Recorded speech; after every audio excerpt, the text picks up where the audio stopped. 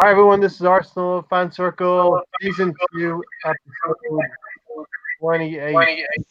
And if you could just mute your devices, we'll move on.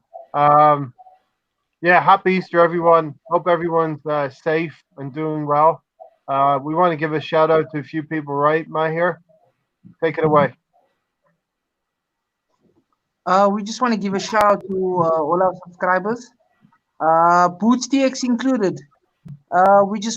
We hope he's well during this very tough time, and all of our other subscribers who've also been with us since day one. I mean, we do love and appreciate all your support, and just that your families are safe and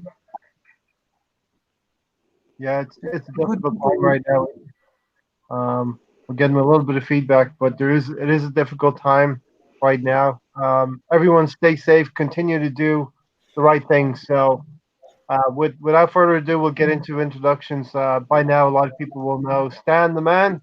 Thanks for joining us, Stan. Happy Easter, everyone. Mahir from Gundam News. Check his YouTube channel out. He will put new content up once in a while. Go check on him. Right, Mahir? Yes, sir. Mr. Green Screen. Rohan, thanks for joining us once again. Thanks, Ray. Happy Easter, everyone. Tony will be joining us also. And then finally, Glenn. Check out Glenn Kitely on YouTube as well. He's gunning for 1,000 subscribers. Check him out. He puts you tell Yeah, us what you do, Glenn.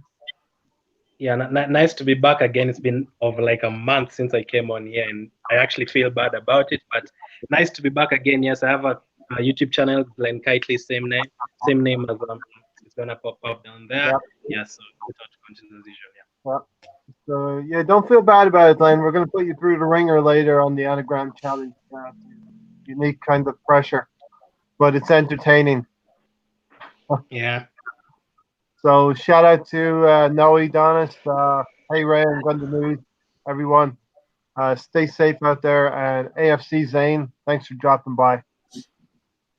All right, so as I messaged you earlier, guys, we've been talking about a few topics recently, and the first one we talked about 2 weeks ago was Liverpool's decision to furlough their workers. Well, they happily walked that back, but the damage has been done, right, folks? Oh, yeah.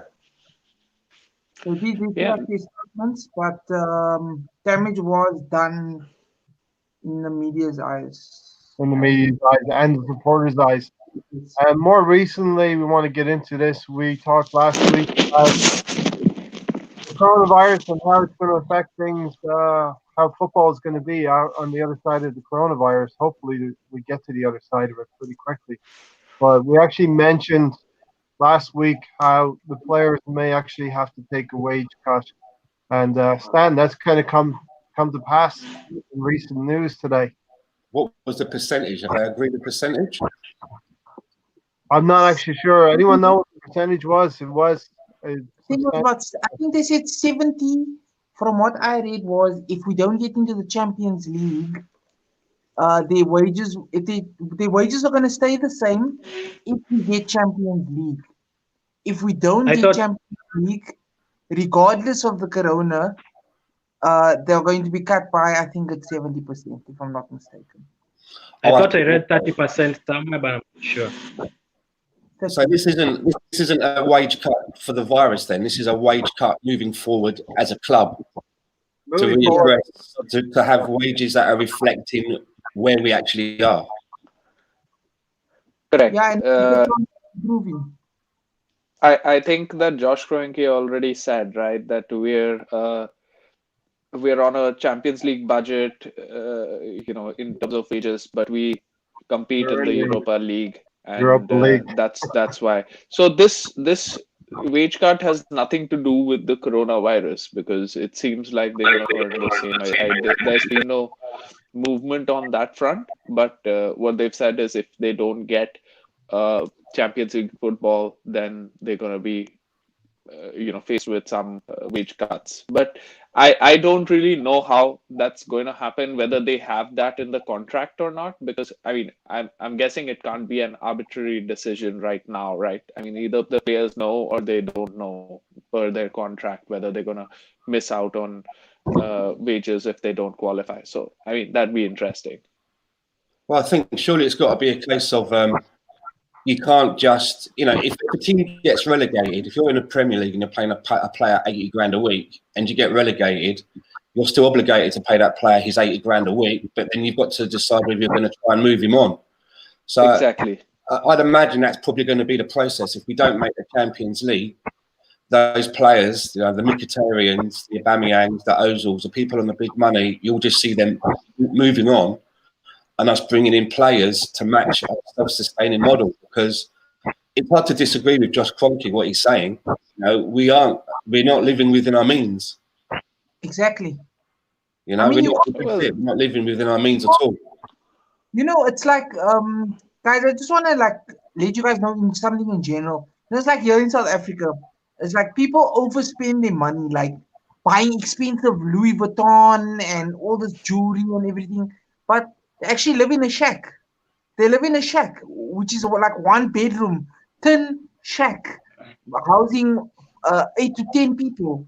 When they can be surviving, they're spending their money on a BMW, which they're leasing at, I don't know, 15 grand, 20 grand a month, or higher than that, 50 grand. But they're only earning 5,000 at their jobs. I mean, it doesn't make any sense. Yeah. I know it's gonna bring a lot of mess in the club, but I think it can only be a good thing for us. We've been looking at the players' wages at our club, and like 80% of them are getting paid what they don't deserve. Like if you go to Chelsea, someone like N'Golo Kante, I think he earns around 130k a week. We have Mkhitaryan who's supposed to earn 200k a week. How that basically is trying to say that Mkhitaryan is a better player than Kante. So basically in our team, 50% of those players don't even actually deserve to be there. So I think it's a good thing for us to get rid of those wages of players. Yeah, I think, Rohan, it could actually be an incentive to move some of those players on as well, a mechanism. Yeah, see, I mean, amongst a lot of things, this was one of the things that I felt was sort of Wenger's drawback, which was the fact that. But I'll give a positive twist to it. Don't worry. So now the idea was that we always have been, sort of giving out wages on this socialistic sort of ideal, right? Like there was each player used to earn at least a minimum of something, and the disparity wasn't that much. If you think about it, a few years ago, within this decade, Santi Cazorla was our highest signing, which was like 16 million or something. So that was in the beginning of this decade. And the wage gap wasn't that much between the lowest earner who would probably be making 50 or 60 grand and the highest earner who'd be making maybe, 100, 120 grand.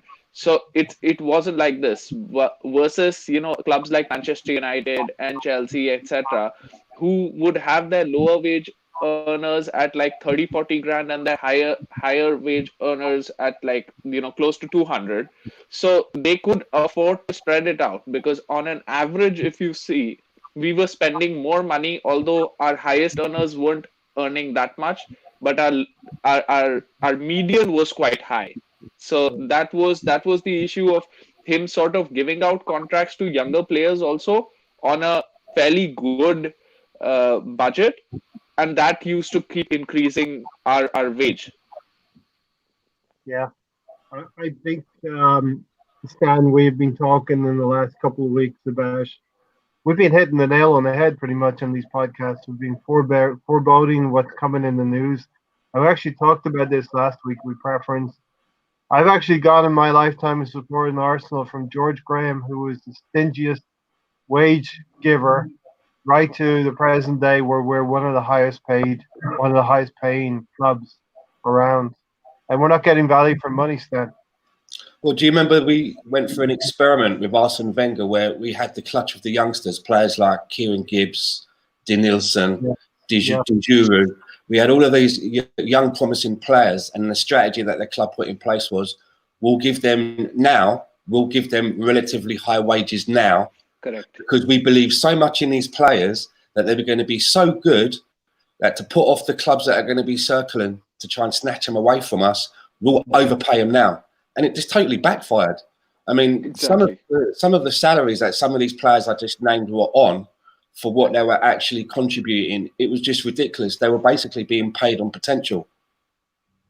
Yeah, and if you and the other flip side of that is, if you are a young guy at a club like Arsenal and you're getting, you know, a sort of like a 60, 70 grand a week, whatever it may be, you think you've made it. You know, you're big time Jimmy Potatoes walking around. You know, you think that you've cracked it, you've done it. Do you know what I mean? Yeah. And you saw that in some of the performances. You know, some of these players, and I keep going back, Denilson, I'll single out, Kieran Gibbs, some of the performances that you saw from them, it was woeful. As recently as Mr. Zoolander himself. I'm sure you guys know who I'm talking about, right? No, On the right-hand side. Yeah. Who? America's top model, Bellerin. Okay. My God. Hector. Yeah, Zoolander. so Stan has mentioned a few names we're going to get into a little bit later, but let's just get into this first. And this was one of Rohan's suggested items quite a few weeks ago. We're living off of some of Rohan's suggestions from a few weeks ago, and Stan's, of course, in more recent times. But Arsenal's best and worst team performances in living memory, let's say. Who wants to start off? And instead of being a completely worst, because we're going to get into the worst 11 next in the next section, I decided to throw in some best performances there. So, whose game to start? Rohan, not here. I can go with the worst that I have seen, and the worst, absolute worst that my team has ever made me feel was the 8-2. That was the absolute worst. And you know, I generally feel that Arsenal needed to pay for therapy after that. You know, I would go in with PTSD to games after that. I would just not be confident ever, even though, you know, on the face of it, I would say, and during my college time, I used to live with a United and a Chelsea fan. So it was always every day getting up and trying to, you know, read up as much to, you know, sort of get a one up on the other guys. And it was nightmare. Every time you went into a game, you just thought that you were going to get thrashed. And that was just not a good feeling. That was the lowest that I think I've felt as an Arsenal fan. And that sort of trend continued with the 5-1 at Liverpool, the 6-0 at Chelsea. You know, once we started, you know, going down, we just went into free fall. Snowball effect. Getting Once the ball started, mine has. I love all of those mentions. That is actually the worst, like in the top 5. Maybe number 4 would be back-to-back losses against Bayern Munich when we were promised the world. Like we were gonna compete with the elite teams, and then we went to Bayern twice and got walloped both times, literally 5-0. So aggregate I think was 10-2, and I was like, oh my God, like this is just gonna keep happening, because at that time, I mean, the Van Persies and the Nasris and the Fabregases, they were all gone. Like literally, we were stuck with like the Bentners and the Chamaks and the Kim Kallstroms of the world. And oh my God, we're gonna go into it further just now. That's the next section. Don't worry about it. We'll get there. We'll get I'll just getting the ball rolling a little bit also, you know. Okay. Let's go to Stan and then Glenn. So Stan, some of those beatings that have already been mentioned, especially in Champions League, leads some Arsenal fans to say, let's not be in the Champions League until we're ready. You know. But do you have any other trauma-induced results? Me? Yeah. Any Yeah, other? I'd have to go with my here with those with the Bayern performances. You know, they were like, you know, I think it was Rohan said about therapy. I needed some kind of therapy after watching those two games as well, because it came right off the back of our general manager telling us that we are now at a level where we're going to be able to compete with teams like Bayern Munich.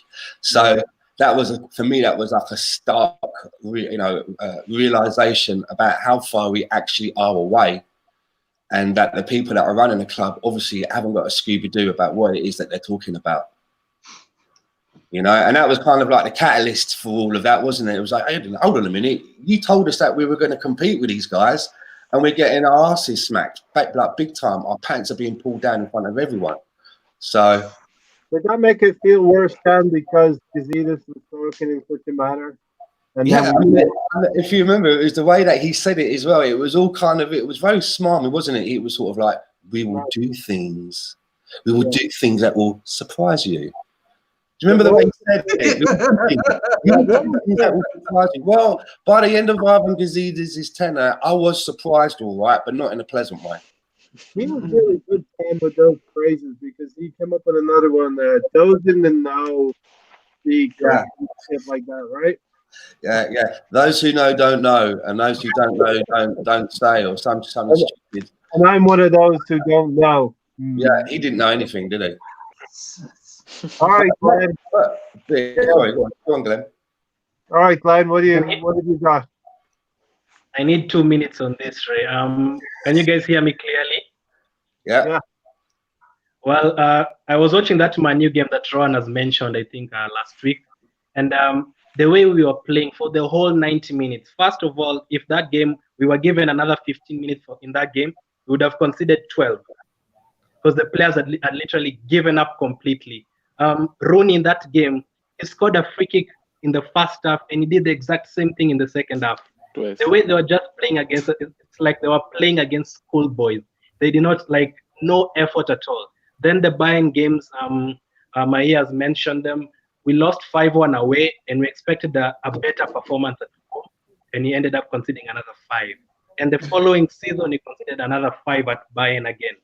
And then probably the season, I'd say the last Wenger season, the way we lose every single away game, it came to a point where I didn't even care about watching any Arsenal game. Newcastle away, we lost. Brighton away, we lost. Crystal Palace away, no, and not just like 1-0, 3-0s, 3-1s, the Chelsea 6-0. Oh, God. We actually need a separate show to do this topic. Chelsea 6-0, where the biggest concern was the wrong player got red carded, right? Yeah. That was the biggest concern as a club, that the wrong player got red carded. 8-2 at Old Trafford for me. Am I just rationalizing this and thinking everything United tried came off for them on that day, or we just Exactly. I feel that everything that they tried, Rooney scored the same free kicks where they just rolled the ball and he kicked it in. This guy, Ashley Young, turned into like some prime, I don't know, Iniesta or something. Like he was like, these guys were unstoppable. And then we missed a penalty as well. Van Persie missed a penalty at the end of the first half. So I mean, it was just, that was the day. One thing that I did feel we were vindicated in some way vicariously was the fact that this was the season where they got beat 6-1 as well. So it sort of brought them down. We didn't do it, but Manchester United were just on such a high that I enjoyed that 6-1. I'm not gonna lie. Who beat them 6-1, Ryan? It was actually the same season that we won 5-3 against Chelsea too. So that showed you that we would perform in one game and not the other. We beat them 6-1 was the City one. City beat United away 6-1. The only silver lining, 5-3 that same season. The only silver lining, and then we'll come to you, Tony. The only silver lining was we went out and actually bought a couple of players. I think it was Arteta and Mertesacker in that summer transfer window. Wonder if any action would have been taken if we'd have gotten a light hammering or a draw there at Old Trafford. That was the panic buys. Panic buys. The famous panic buys. Yeah. Yeah. Tony, we're gonna go through the worst team performances and then try and cheer ourselves up with best. So worst team performances, Tony, in recent living memory. I can't think of one right offhand. It's okay if you actually repeat everything we said because I think we've been traumatized so much by the Bayern Munich's losing away to Barcelona, where Van Persie gets sent off by the mystery whistle that nobody heard in the new camp. You know, all of that stuff. Yeah, I had all of the same things, folks. I had Man United 8-2 and Bayern 5-1. Pretty bad stuff. Let's get into some of the better team performances. Stan, want to go first? Yeah, I'm going to just go all the way back to 1989, the way that we won the league. Do you know what I mean? You know, we were the underdogs, right? I know, you know, I've been watching it again quite recently. And I was listening to a podcast with Alan Smith, and he was asked whether he felt, you know, which was a better finish. Was it ours in '89 or was it the Man City, you know, with the Aguero goal, QPR? And he said, I don't understand if that's even a comparison. And I agree with him because, you know, we were going to Liverpool, who undoubtedly was, you know, at that particular time, they were the best team around, yeah? You know, they were probably one of the strongest teams in the whole of Europe, let alone the league. You know, whereas Man City, they were playing against QPR. It's a big difference. And they had a man sent off as well. Sorry? They had a man sent off. Exactly. So you know, no one gave us a chance in hell. And to win we needed to have two clear goals. And yeah, for me, that's one of the best team performances. Parma is another one. Yeah. Another one that Alan Smith was involved in when we done the business there as well. Yeah, I'm going to go with those two. I mean, there's been a lot of recent ones, but I'm going to go for ones where it was like, you know, we got something tangible at the end of it. You know, we may have gone there as a slight underdog, but we came away. We managed to pull out a good team performance and do the business. I was going to go to my here. Rohan, do you want to jump in? Sure. Yeah, 89. I mean, I didn't see it, but like I said, I watched the documentary, and absolutely, I mean, going to Liverpool at that point and winning is great. You know, in recent memory, I would think, you know, one of the best performances that I had seen, which was the one against Barcelona, the Jack Wilshere one. You know, where we were playing a prime Barcelona. It was really the best team that we were playing, and we just played with a young, you know, midfield of Wilshere and Fabregas, and you know, these guys, and it was just such a good performance. You know that. So that was great. And then over the seasons, I think we've had good performances, but that hasn't, you know, like Stan said, it's not been tangible, right? You know, there have been, like this season also last time we spoke about, it was the Manchester United performance was really good, you know, or you know, in that season of the 8-2, we beat Chelsea away 5-3, which was our last win at Stamford Bridge. So that's about 10 years ago now. And you know, all of these performances have been there, you know, but unfortunately it's not been, you know, it's not led to anything tangible. Yeah, I actually feel a little sorry. There's 6 of us here, and 3 of us are older gits, and 3 of you are younger gits. So I actually feel bad for the younger ones. That we need something tangible in this coming few seasons for them to latch on to and have memories of that. Actually, it's an indictment on the club that we're digging so far back into the past as well. Tony, we'll come to you next, Tony. I'm trying to think of recent ones, probably the FA Cup wins or against Chelsea. Yeah, I was gonna say that.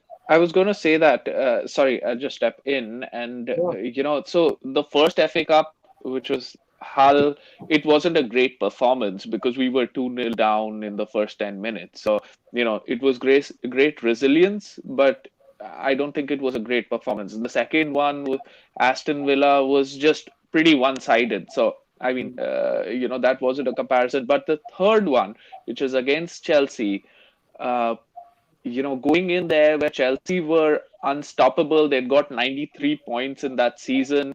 We were, nowhere close to them, and then going in without a prayer and actually like dominating that game the way we did, holding. Mertesacker played for the first time that season or something, and the performances were immense.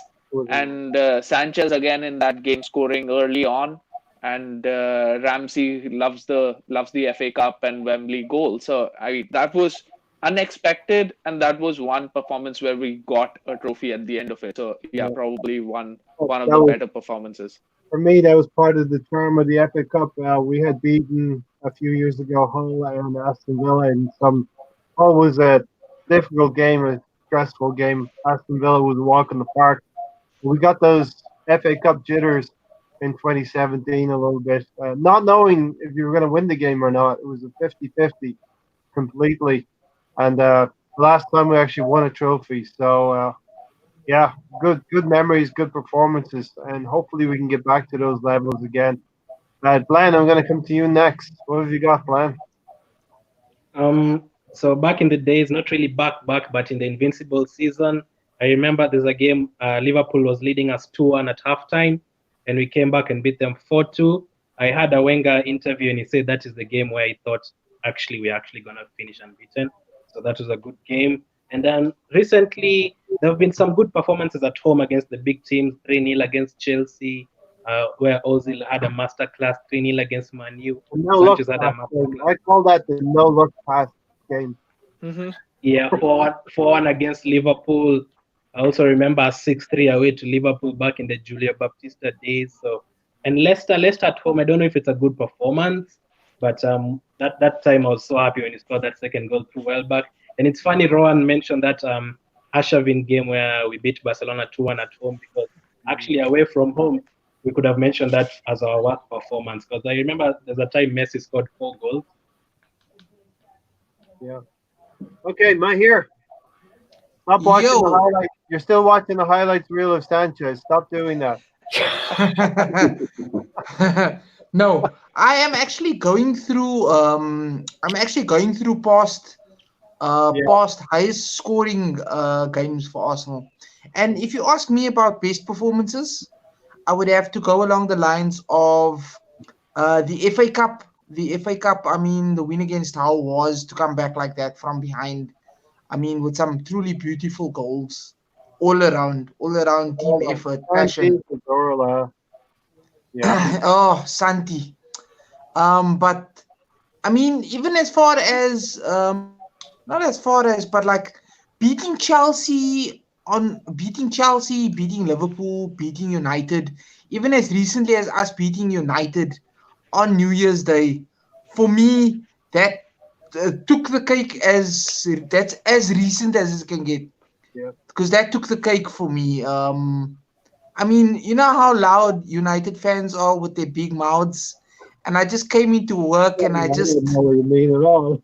and I just did this to everybody because they keep running their mouths. Oh, you guys got lucky. Oh, this, oh, that.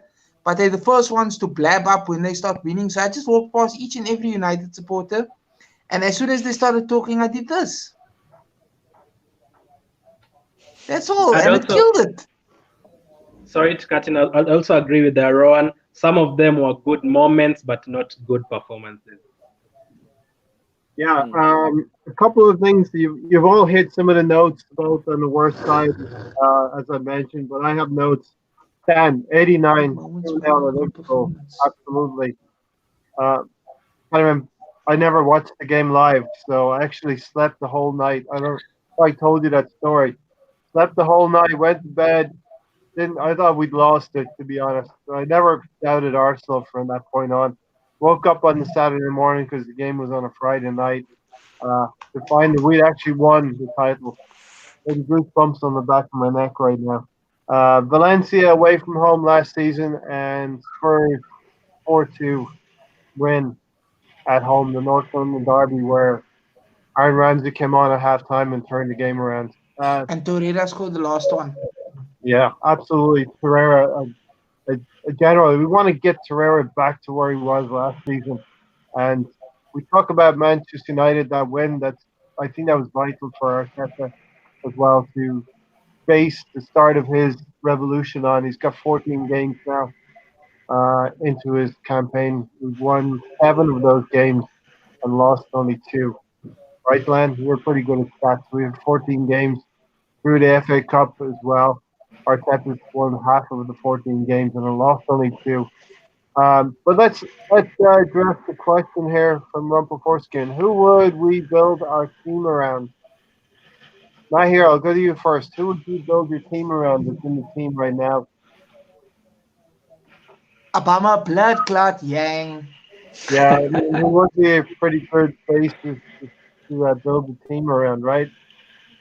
Would you keep some of the younger players, maybe a new player, Martinelli, Pepe? Martinelli, definitely.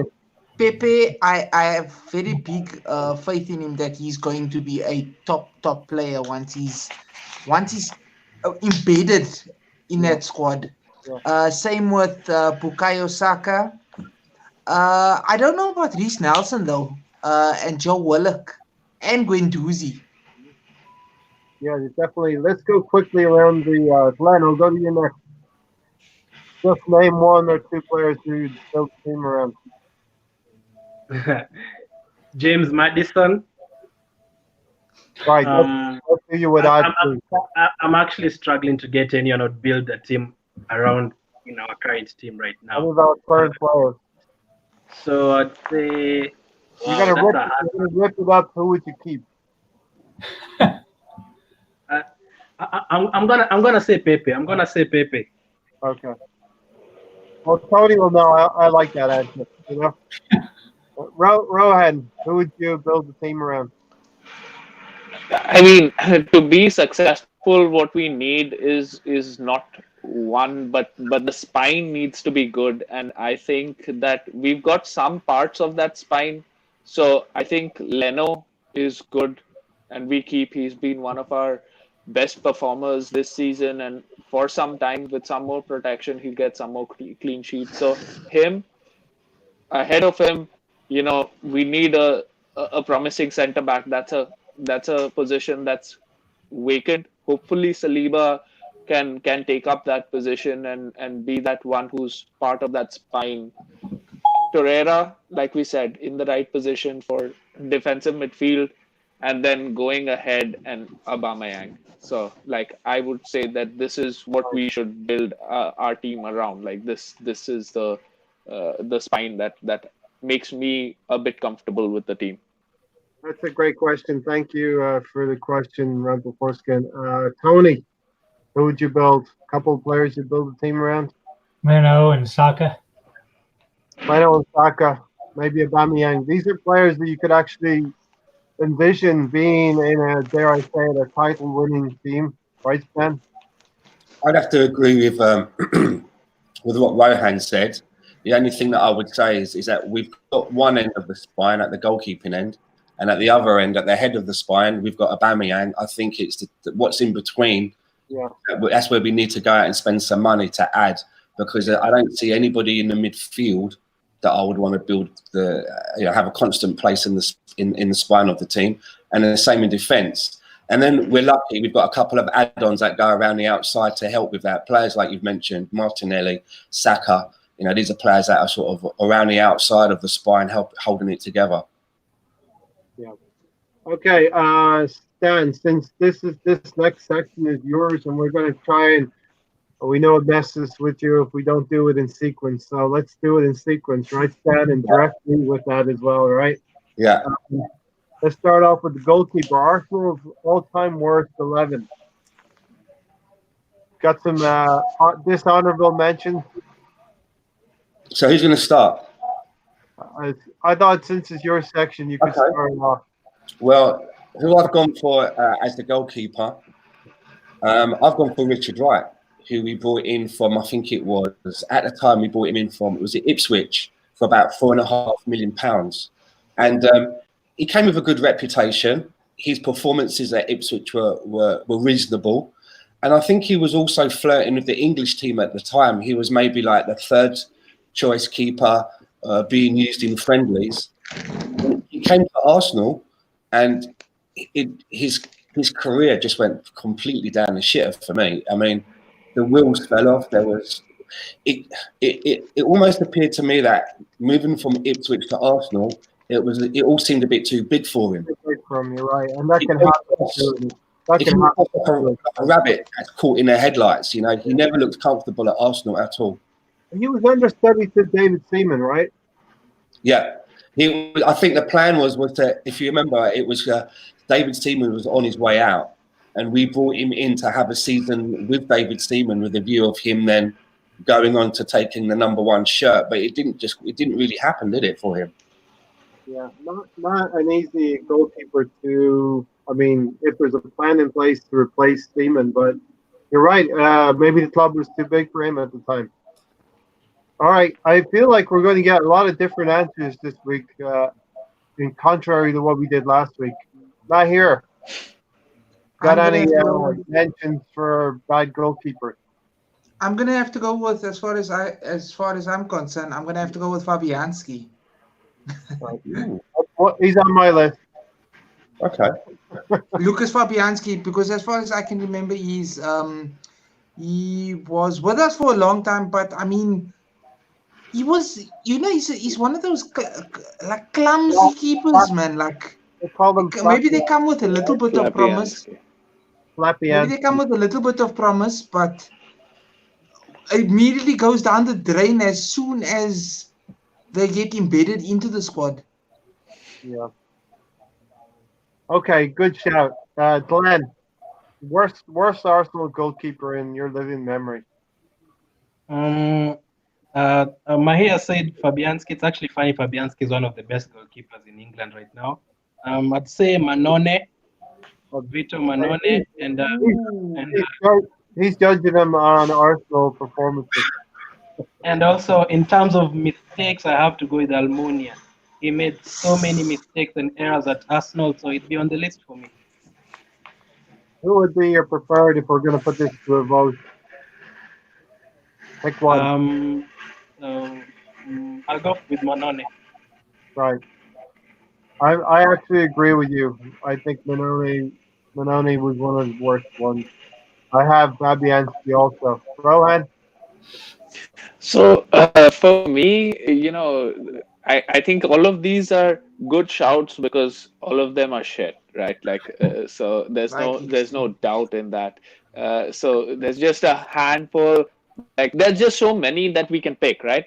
So I have thought of it, and I would go for someone who's played a lot and has been consistently shit, which has been Almunia. Yeah, that guy has just cost us so much, and he played for a long time. I mean, I think he played like 200 games or something for Arsenal. So it's not like Vito Manone. I think he didn't play as much, at least from what I can remember. He played more for, I think, Sunderland or something than start for Arsenal. And Fabianski, the only reason why he gets away with it is because in that season when we won the FA Cup for the first time, in the semi-finals we had a penalty shootout against Wigan, and he saved us in the penalty shootout. So and thus helping us end the drought. So that's why I sort of keep him away from it, and also the fact that now he's one of the best keepers in the league. So maybe we just didn't utilize him well enough or something. But for me, it has just been consistently shit, and it used to always be such a position that I was just very underconfident in.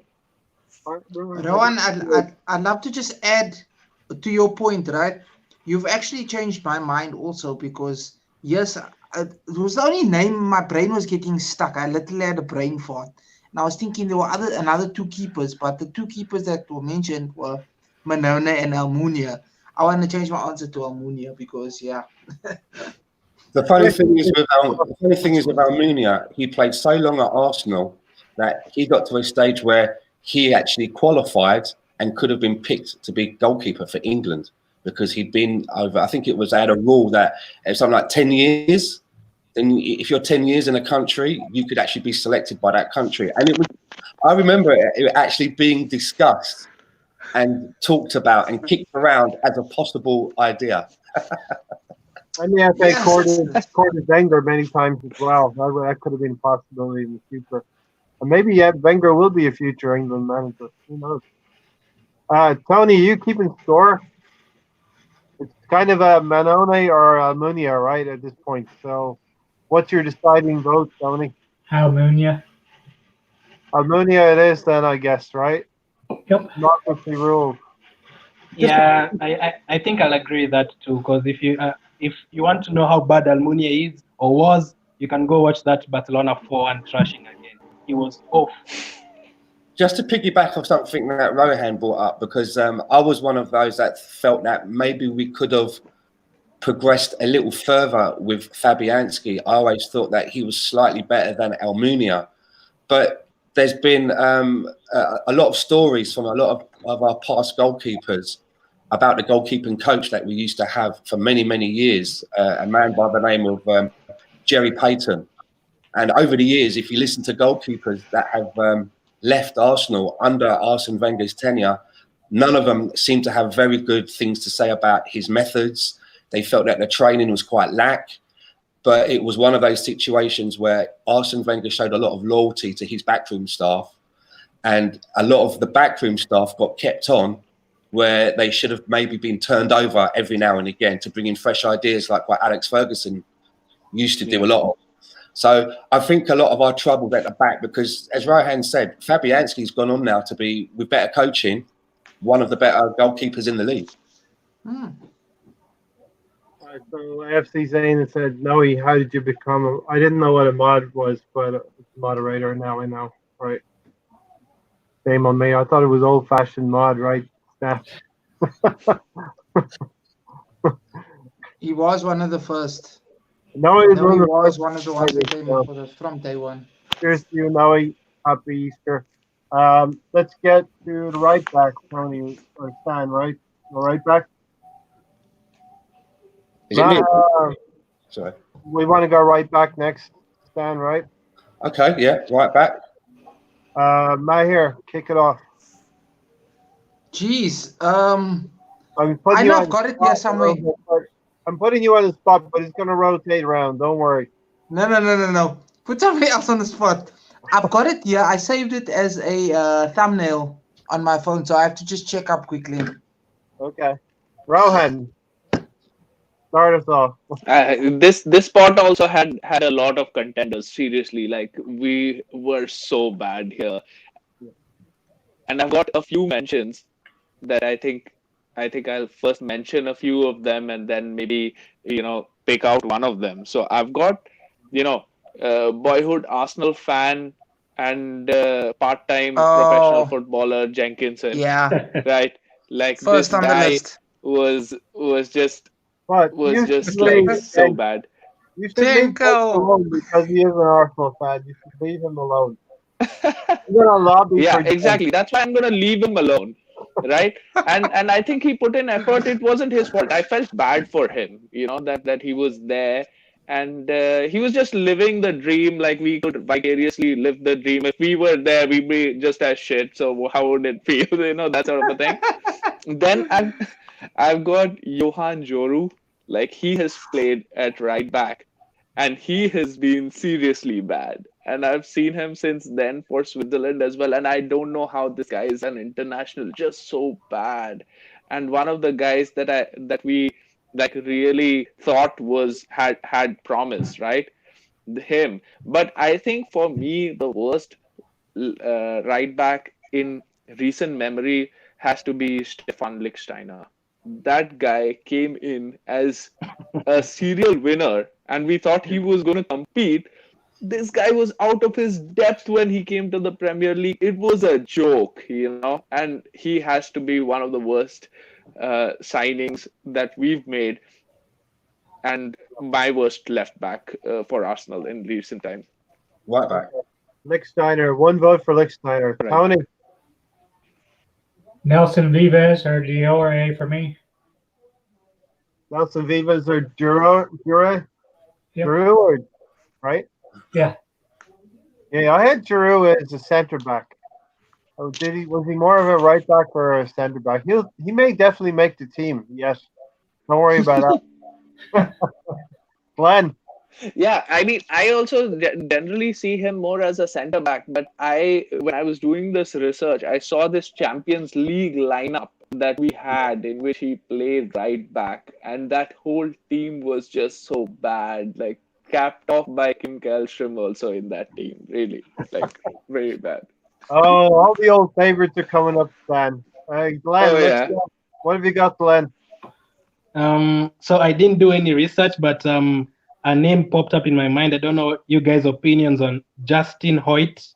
Hoyt was awful for 70% of those Carling Cup squads that Wenger used to put on against these championship clubs. But I'd agree with Rowan. Lichtsteiner did not have one good game at Arsenal, and he was one of the best defenders at Juventus, so it has to be him. And this could be kind of unanimous. I've got Lichtsteiner top of my list. Oleg Luzhny was another one.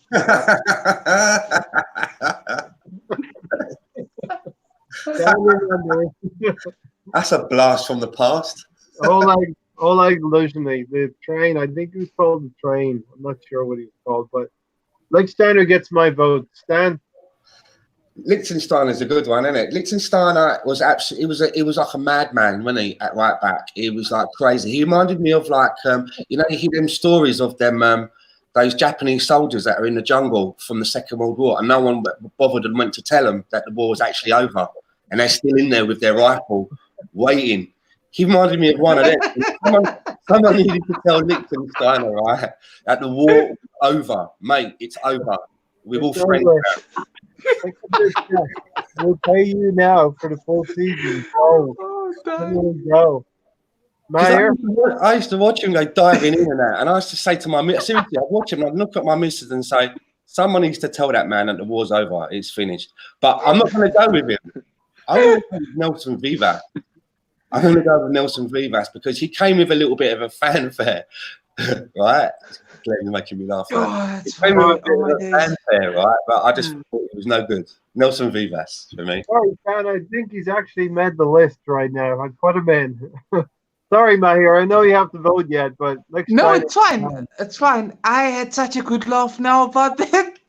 Stan, that was fantastic. I'm gonna tell that joke to a lot of people. Like, stop behaving like one of those guys. It's over. At 45 minutes. Vote. Yeah, my vote is gonna have to be for Giroud.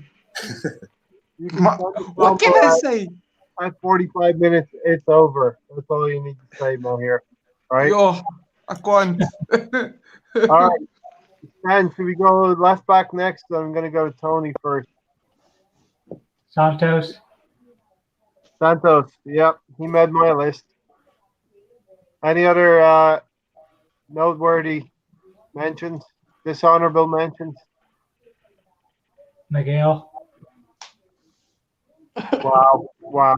Yeah. Yo. I don't know. I don't know whether I'm crying. I don't know whether I'm crying because all those players were so bad. Just remembering it makes you feel so emotional. It's like Stan was listening and getting the same expression from Glenn. What about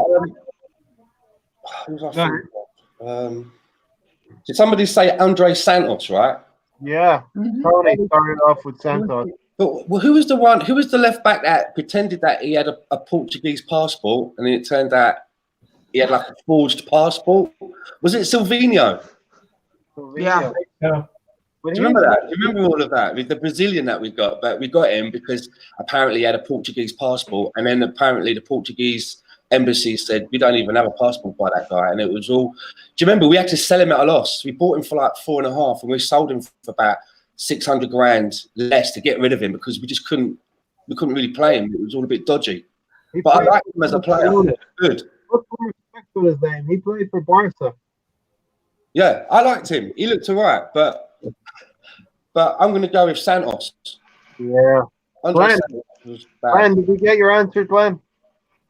Yeah, it has to be Santos, and Miguel was a good shot from Tony, but Santos. I remember that day he exchanged shots with Van Persie. That just remembering that is awful. So Santos has to be there. I hear your vote. I'm also gonna have to go with Santos. This honorable mention for Traore. Okay. Rohan.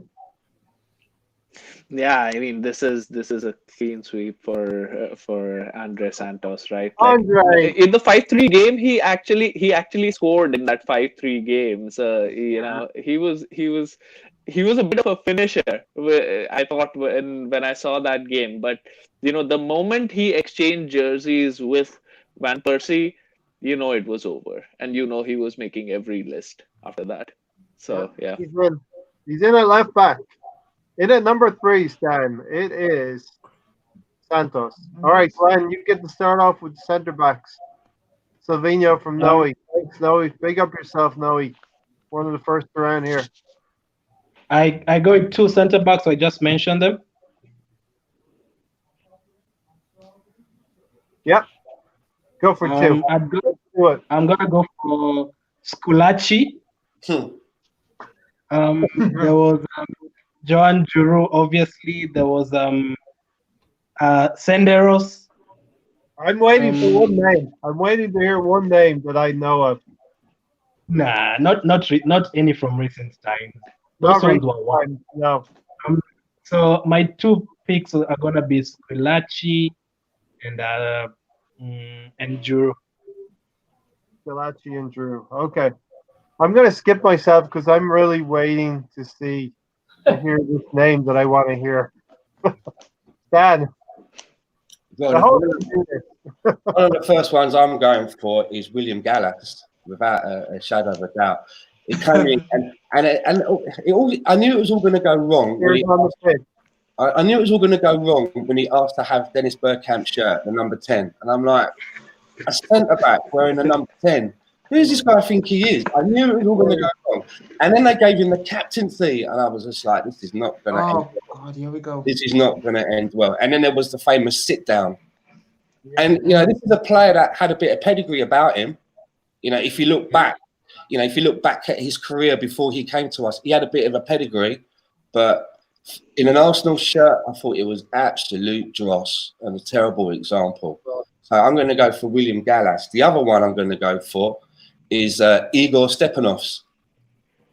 Because, and I don't know if a lot of you know the story about why or how it even came about that we signed him. Just in itself shows you that, he shouldn't have been anywhere near the Arsenal team. So basically, it was coming to the end of Martin Keown's career. And, they had some players over on trial. And, Martin Keown, as I understand it, he didn't really want to go easily. He felt there was a little bit of time left. And, Stepanovs has come over for a trial, as I understand it.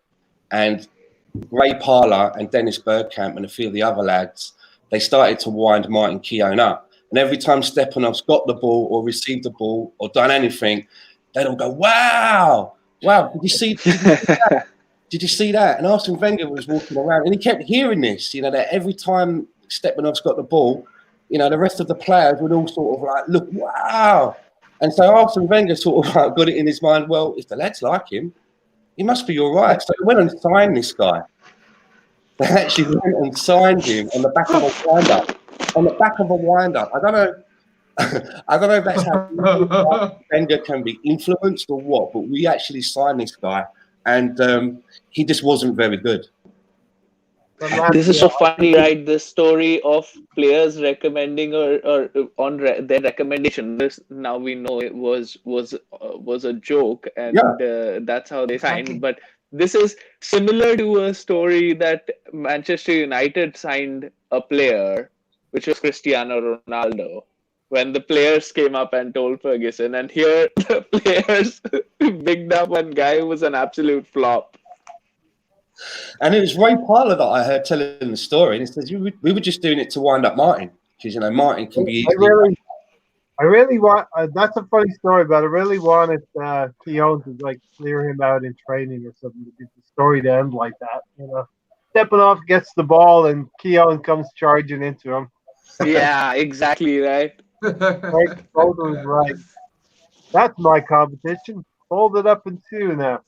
Just on the back of that, I also heard one about when Colo Torre came to the club and was maybe doing trial or just sort of maybe just joined the club, and he basically went in on a sliding tackle when Wenger had the ball and took him out. Like Wenger went up and landed on his ass, and everyone was just like, but it obviously didn't seem to affect his career. But I thought that was quite amusing. Yeah, some good mentions there. Of course, I always remember 23rd of February, William Gala crying on the pitch. And every Arsenal fan knew we'd lost the league even then, at that point. If you show your weakness by crying on the pitch like that, Tony Adams wouldn't have done that. And he was captain. And he was captain. And he was captain. Exactly. Mahir, your choices. Squillace and Stefanov. Is there any more to say that hasn't been explained? Wow, I have a name that hasn't popped up yet. Rohan, what have you got? So I have gone for Squillace, and the second name, I don't know if that's your name on your list, but when we got absolutely scammed, and this has been our trajectory, was Mikel Silvestre. This guy that we got from Manchester United. You know what? We got him from Manchester. Yeah. For the Anagram challenge, you get 10 points ahead of everyone else. No, seriously. Like, why did we have to, like, this just increases the banter, man. Like, we later give them, like, players like Van Persie, and we get Silvestre, who was not performing for them. Why would we take him? Like, and that time we were rivals. We were supposedly rivals at that point, and we just, like, that was just so bad. And the L was so massive. We give them Van Persie and we get Silvestre. Exactly. He's got because of that reason that he came from Manchester United, and we actually bought him and he was shit for them. Like, why would Ferguson sell him to us? Like, that should have been the biggest clue, right? And we still signed him. And that's why they're the best of mates right now, because Ferguson will say, "You gave me Robin Van Persie, and I gave you Mikel Silvestre." Exactly. You get most of those defenders started as S, Santos, Silvestre, Squillace, like Senderos, all of them. We've got a couple of them on the box still. Socrates, Saliba, don't be like them, Saliba, please. Hey, Tony, you get to vote, Tony, and you get to cast the final answer. Scorsali, Senderos, and Saigon. Yeah, Pascal Saigon was in my list. Squillace. All right, Tony settle on maybe a bias here. Squillace is definitely one of the central defenders, and Mikel Silvestre on the other, or do we want to fight for the second? Can I say something on Squillace? Because everyone, I think I was probably the only one that didn't mention him. And do you know when he came to us with quite a good pedigree, right? Had he not won the league a few times? Won trophies. And I did hear a very interesting interview with Squillace a little while after he left Arsenal, and he said that being a central defender at Arsenal at that time, he said he'd never played or seen anything like it in his life. He said there's basically nothing in front of you. He goes, and the way that Arsenal are set up is that when the opposition have the ball, the central defenders are constantly left running backwards with the opposition forwards tearing towards you. He said it used to give him heart attacks playing in the central defence for Arsenal because there was nothing in front of him. And you have to agree that under Arsene Wenger, after the famous back four left and we had to rebuild our defence, it's always looked a bit shaky, hasn't it? It's always looked a bit shaky since that, the back four of Adams and the Keowns left us. Over the years, Stan, I used to look at Tottenham over the years. I'm talking maybe 20 years ago. They never had that protection. And it seems like we flip-flopped. We always had that protection in the Vieira days and before that. we don't have anything in front of our back four now that's really going to protect them. You know. Second defender. Who are we going to put in for the second defender? It's got to be stepping For the up. massive L that we took from Manchester United, it was just like the tale of getting our nose rubbed to the ground all the time. It's So are we doing Stepanovs? Surely we've got to put in a player that was bought on the back of a wind-up. Surely. Yeah, that that has to be the biggest L. He's in there. Imagine your manager does that to you. You guys are winding him up, and he's like, "Oh wait, this guy might actually be good. He's liked by the players," and actually brings him into the club. Stepanovs. Mahir Stepanovs is in there. Mikko Silvestre, I really fought for you. Let the record know. I really fought for you, Mikko. Or maybe you're happy. All right, who should we go to? Glenn, we'll get you to start off. Which part of midfield, Stan? Right hand side. Right side of midfield, Stan. Glenn, go ahead. Right hand side of midfield. Wow. That's actually a tough one. That's a really tough one. I'd say from recent times, I can't actually mention a name that was that bad. The likes of Walcott, Chamberlain have been okay. That's a tough one. Can I pass it to someone else first? I'll start off from the central midfield. We'll skip you on the right side. I'm gonna put a few names out. Jermaine Pennant and Bischoff. I think I'm gonna go for Bischoff. Stan? I'm gonna go for Eddie McGoldrick. Because I just thought Eddie McGoldrick there was nothing coming from him. He never seemed to get much of an end product. I can't pick an Irishman. I'm sorry, Stan. I can't pick an Irishman. I just thought he was one of the. I agree with Glenn. I found it difficult when I was looking in that position. Yeah. Because in recent times we've not done so badly, but I totally discounted the two that you mentioned there, like Jermaine Pennant. That's a great shout. And I mean, Bischoff, I get, but I mean, are we considering players that, for example, that we bought, but for whatever reason they just didn't play? Because I'm not sure. Are we gonna if we're gonna do that? Then there's a few others that I could. All right, I'm gonna put. Yeah, we won't do that. I'm gonna put Pennant in. Pennant. Wasted talent. I'm gonna stick with Eddie McGoldrick. I just didn't get that. Mahir? Can I give you guys my right hand and my left hand side? No. Okay, I'm gonna go with the humble Egyptian Labradoodle, Mohamed Al Neni. Al Neni, right side of midfield? My God, yes. He was on the right hand side of midfield. Okay. We're having some strange players on the right hand side in recent weeks, Tony. Yeah. Just because I put Perez there. A little dig at you, Tony. We love you. Okay, Rohan, I know it's tough on the right side. It's tough.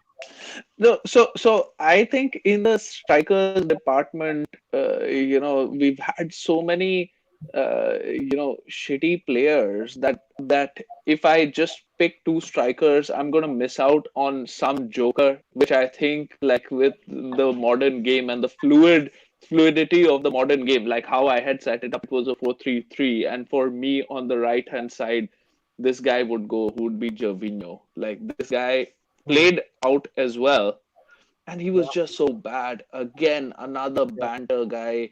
This guy he would just miss things, like he wasn't even a footballer, really, just so bad. And at some point we thought that he was going to be the next guy for Arsenal in the strikers department, but till the time that Van Persie was there, he was on the right. And I'd say for me, he was one of the most, again, caused so much pain, because every time you saw him, the opposition knew, or the opposition fans, from my perspective, knew that he wasn't going to do anything, and he was just so bad. So yeah, so him for me. Tony, you get the pick between Pennant, McGoldrick, and Gervinho. Can I change mine? Yeah. Can I change mine? I just remember there's someone much worse than that. A buoy for me. He played on the right hand side, sometimes at right back, sometimes on the right wing. I'm going for a buoy. I have a soft spot for Emmanuel Buoy because of what happened to him when he was substituted. He was booed off when he was substituted, right? That's why I'm picking him. He was crying. Okay, I'm saying Gallus was crying, but this was a different kind of crying. I'm going to stick with a buoy. And I thought Gervinho, I always thought Gervinho played on the left. Man, you have a cold black heart. I always thought Gervinho was a left winger, but I don't know. I mean, he was so bad, it wouldn't have mattered where he played. Yeah, it's not going to make much of a difference who's going.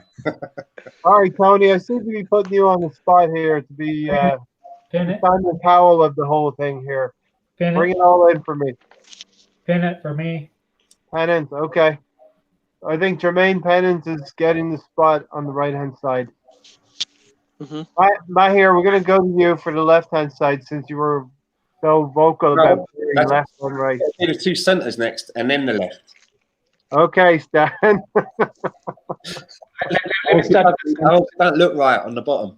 Thanks, Stan. Thanks. Mahir, the two central midfielders in a pair. The other one that I have, the two central. What is this? 4-4-2. Sure. 4-4-2. Whatever I want for formation. I can only think of one. Like the way I was mentioning it, two was the two in the middle. My other one is Dan Nielsen. Dan Nielsen. What, Len? Well, I can think of more than one, and that's why I said I want to start with this one. I'm going to start with Kim Karlstrom. Lenny, who Maria mentioned before, and then the worst of them all, Manuel Frimpong.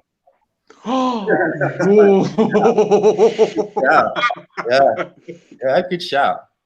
Okay. Manuel Frimpong go there for me. Dench, that was his thing, wasn't it? Dench. That was all he got known for, was creating that word.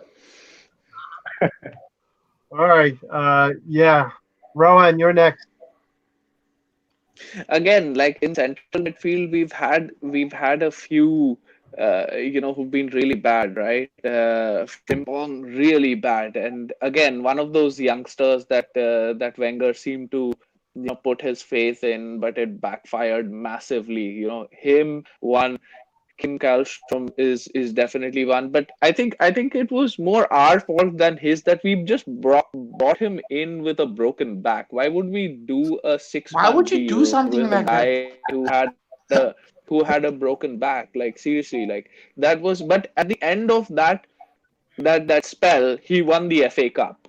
So his could be labeled a success. What was the winning goal, right, guys? No. He didn't score anything, but he was part of that team. Really, like we've had worse guys.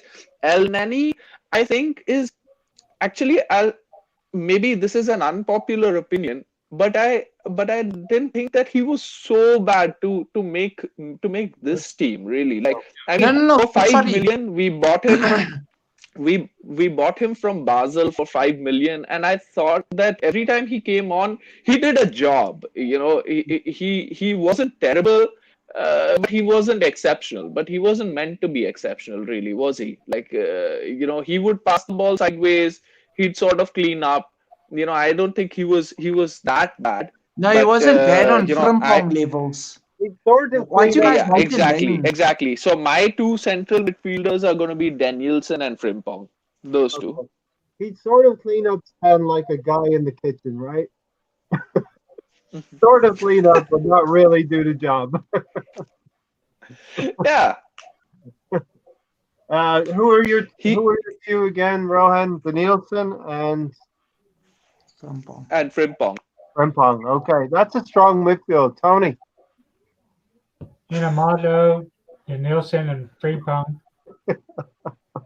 I'm hearing a lot of Frimpong. I had Inamoto in there too. Len. Might rather have said Frimpong and El Neni, and I'm not hearing what Ron has said about El Neni. The only thing I remember El Neni for was the goal away to Barcelona and the pass that he gave to Ozil the time he scored that amazing goal away to Ludogorets. Apart from that, he was awful. The decision making. I remember I watched the Chelsea final the other day. He was brought on to defend, but he got 3 or 4 good counter-attacking chances, and his decision making was so bad. But as Rana said, we actually got what we paid for him. So I think Frimpong is a pretty certain candidate in here. I've got Inamoto, Danielson, Karlstrom, Johnny Jensen, but Johnny Jensen did a decent job. Never scored a goal, but did a decent job. So Frimpong and Inamoto for me would be the 2 choices. Dan? Well, the first one I'm going to pick is a guy that was signed at Arsenal for 5 years and only ever made 4 appearances. Arsene Wenger saw him playing in the 5th division of the German league and thought, this guy could have something about him. And his name was Alberto Mendez. And I remember when we signed him, I thought, oh, we signed a Spanish guy. Turns out he's German, Alberto Mendez. And then during the 5 years we had him, he added another part of his name on, and then he changed his name to Alberto Mendez Rodriguez. And that's who I'm going to put in. I just don't know why we bought him. I don't know what the thinking was behind it. They said he was German. He sounded Spanish to me. He made 4 appearances in I don't know what competitions. Just I don't know what Arsene Wenger was thinking about there. The next one. All right, so I've got Frimpong in. Who's the other person? Who's the other player? The next person that I am going to choose, for me, has probably been the worst signing Arsenal has ever made, in my opinion. I think for me personally, he is the worst player in the time. I've been supporting Arsenal since I was a little boy, right? And I'm 51 years old now. And this is the worst player I've ever seen put on an Arsenal shirt. He's lazy. He does nothing. He offers nothing. And he's got more followers on Twitter than the whole of Arsenal Football Club. And his name is Mesut Ozil. You just went there, didn't you?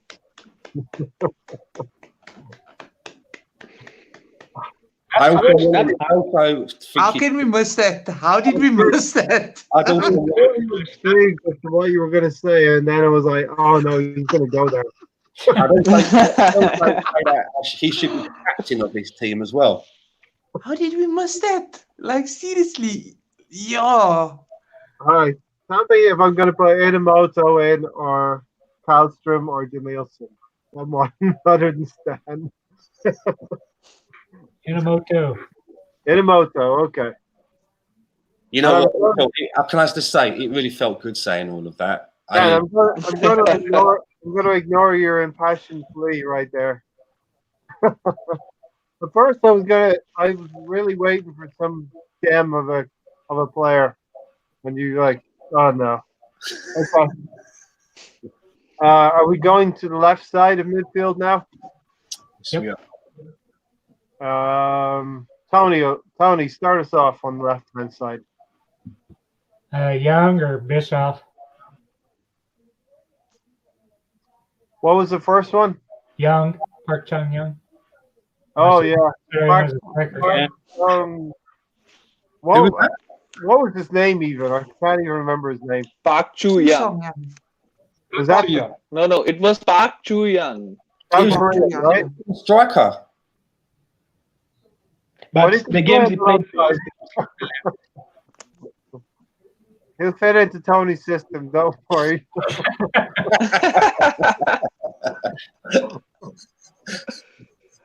All right, Bischoff or Park Chung-young. I'm sorry, I'm getting that wrong right now. And what about Glenn? Benayoun, Yossi Benayoun? Yossi. Oh, he was man. a decent player. Oh my days. Very good player at West Ham, very good player at Liverpool. I remember the day Arshavin scored 4 goals. Benayoun was epic in that game. He scored twice, but as soon as he came to Arsenal, We signed Park Chuyong, Glenn, Ayun, and Santos in the same transfer window after we lost 8-2 to Manu and we panicked buying. Those are the 3 players we signed on that transfer let's window. remember one thing about Yossi Benayoun. He did score a goal that put us above Tottenham on the last day of the season. Correct. Yeah. Tottenham would have been in the Champions League if you'd never have signed Benayoun. Just saying. Benayoun, that's a controversial one, Glenn. He was bad. Stan, what have you got on the left-hand side? I'm trying to pick out of 3. I've got 3 to choose from. The first one, I'm going back a little bit with this one. I think you remember this one, right? Is a young lad that was supposed to have a lot of promise, Jimmy Carter. Jimmy Carter, yeah. Yeah, it just didn't work out for him at all, and they struggled along with him for quite some time. They really tried to make it work for Jimmy Carter. It didn't work out. The other one, and I've got a soft spot for this player because I lived in Amsterdam for some time, and this player. I remember walking home from work one day, and I went past the bar, and I had this big sign on the bar, and they were saying, "For Valentine's Day, we've got a band in, and special guest on the drums, Glenn Helder." Glenn Helder. I really wanted it to work for him. He was fast, wasn't he? Fast. You might think, though. So say again. He was not as bad as you might think. He was very fast, but he had a bit of the Walcotts and the Welbecks about him. Now, as soon as he would get towards the penalty area, he would just have a brain fart, and there would never be any tangible result. The other one is Gervinho, because Gervinho reminded me so much of Glenn Helder in the same way. A lot of pace, dribbling the ball, and then just when you get to the danger zone where he's got to pull the trigger or make something happen, it all just collapses in on himself. So out of those 3, I'm going to go with Gervinho, I think. I thought you'd go with Glenn Helder. I have a soft spot for him. A little soft spot for him. Gervinho is also really bad. So he definitely in that spot. This is a tough decision, Glenn, right? Mahir, what have you got? Gervinho. He couldn't find his way on the left wing, but on the right wing, but he may get in on the right wing, Rohan. What have you got? Yeah. So for me again, this guy Gervinho, because now there are 3 spots that are open, right? We've done all the things, and we've got 2 strikers and I've got 3 that have to go into this team. So I'm gonna fit it in any way, and so Gervinho has to be one of them. I also had Dennis Suarez, by the way. Like, he was like, what was that? Like, we paid a massive amount of money for him. Did he play 1 game or 20 minutes? It was minutes. Something like that. And he came in with a decent reputation, again, from Barcelona, and we paid like quite a lot of money for him, and he was such a big flop again. So I thought that Gervinho would go right and this one left, but if I have to choose one of them, it has to be Gervinho, because it's just so bad. I've already told you. Tony, what have you got? Did you start us off? We started off. I started us off. All right, so Gervinho's in. He's there. Rohan got one of us 3 in there. All right, the other 2 also will be top contenders. I'm telling you, like they'll be there and thereabouts to make the starting 11. Rohan, start us off with one of the strike partners. Which one to choose? So I've got this legend who scored 4 goals in a match for us, and then during his celebration fell down. And you know who I'm talking about? It's Yaya Sanogo. What a guy, man! And we signed him thinking that he's going to be like the next best thing. Like You know what, Rohan? this, We got the wrong Yaya. I think we were supposed to get Yaya Toure. exactly right. So he actually scored a Champions League goal. I think it was like against Dortmund or something. He started as our only striker. And I can't imagine a club like Arsenal starting a player like Yaya Sinogo, and then he scored that first goal, and Messi had like, I don't know, 120 goals or something. Like he had some ridiculous goal, and I saw a tweet that uh, one goal down. Is this guy going to break Messi's record? Yeah. That's what it's. I think the best way to do this, Rohan, is to give your other partner as well as we go around. It's going to be it's another one that we thought was going to be a great signing, right? Shamak. This guy. What was this guy? Like, he had a dreadful record. I actually went back and I saw what he's done before that.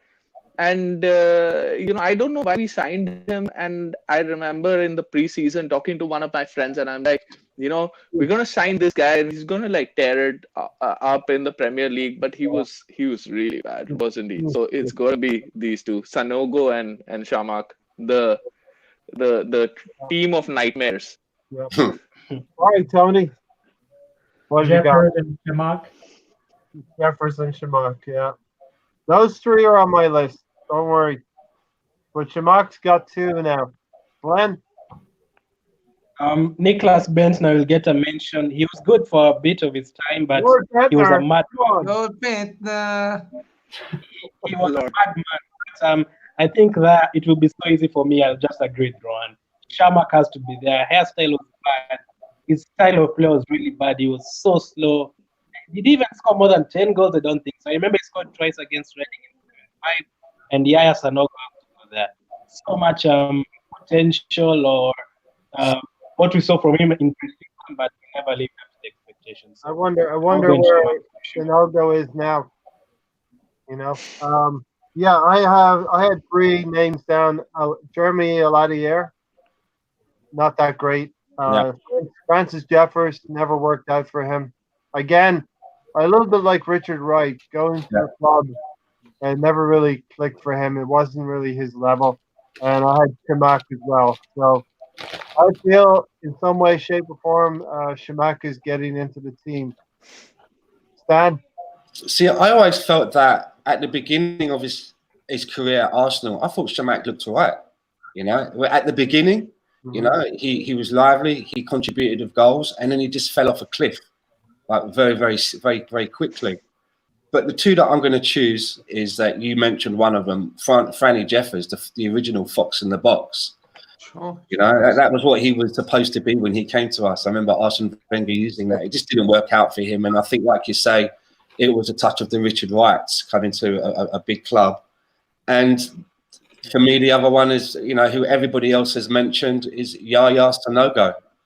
I was looking at Park, Chu Young, the Park, but I never saw him play. So I don't even know if he was a good player, a bad player.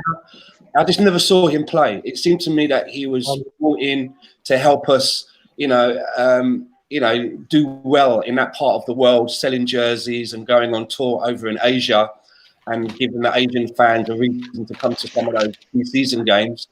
But I don't know if I'd put him in an all-time worst 11 because he never got a look in. So for me, Sanogo and Jeffers. And we mentioned this in the last podcast that we were going to do this, and we all thought about that player, the Korean soldier who would come to Arsenal in that strange scenario.